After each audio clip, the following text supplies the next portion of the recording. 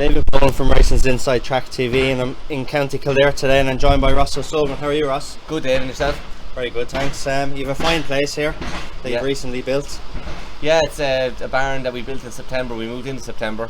It's there's 33 boxes here, and there's a couple of isolation boxes towards the back. It's a good airy barn. There's a good mix of horses here between National Hunt and Flat, and it's right beside us in a great location. It's here in Kill, just directly across from Goffs, and we have nice facilities, a 4 furlong round sand and a 4 furlong straight gallop, and so far so good. It's been working out well so far. The gallops look great, they do.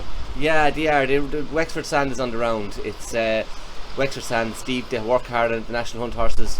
It suits us very well. It seems to be the trend at the minute. A lot of trainers, a lot of leading trainers with their Wexford sands are getting the results from it, and that's exactly what we have.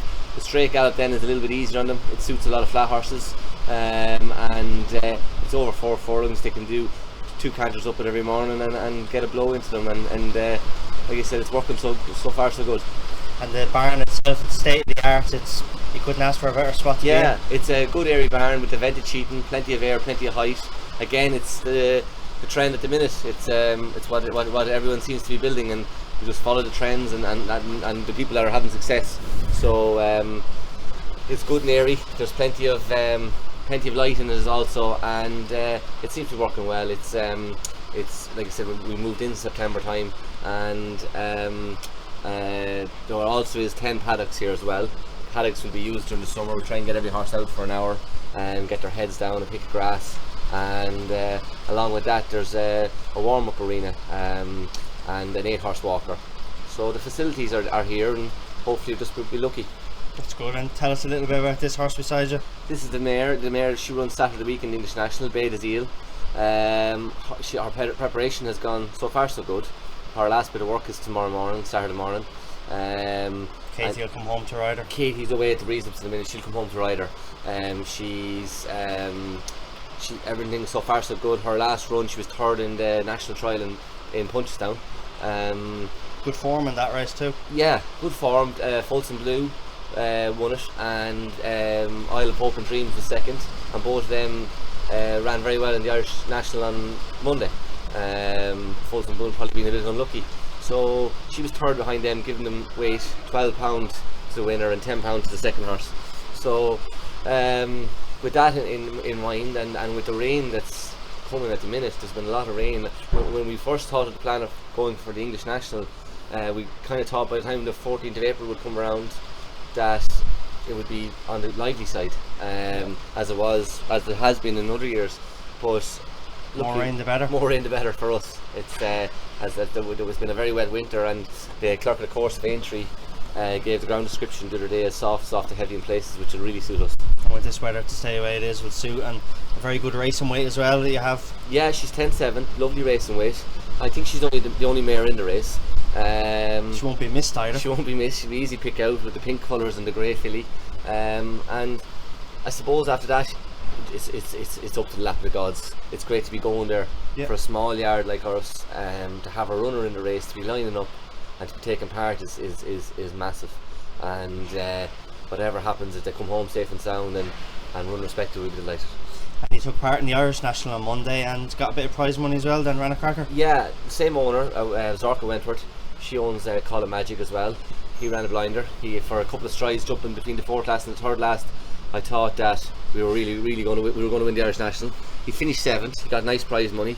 I ran a cracker, jumped brilliant, stayed out of all the fallers and the horses that were brought down. Travelled very well in the race and jumped great. It was a lovely run. He's only 8, and we'd be thinking that maybe next year he could be a horse maybe for the likes of a Beecher Chase, and again, who knows if he was to be lucky enough to stay sound and everything go well, to line up maybe in an English National next year as well. Brilliant.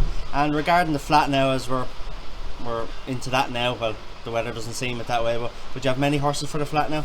We keep it kind of mixed bunch. There'll be to keep everything going all year round. It's kind of gone that way that you need National Hunt horses, flat horses, young horses, breakers, pre-trainers, everything.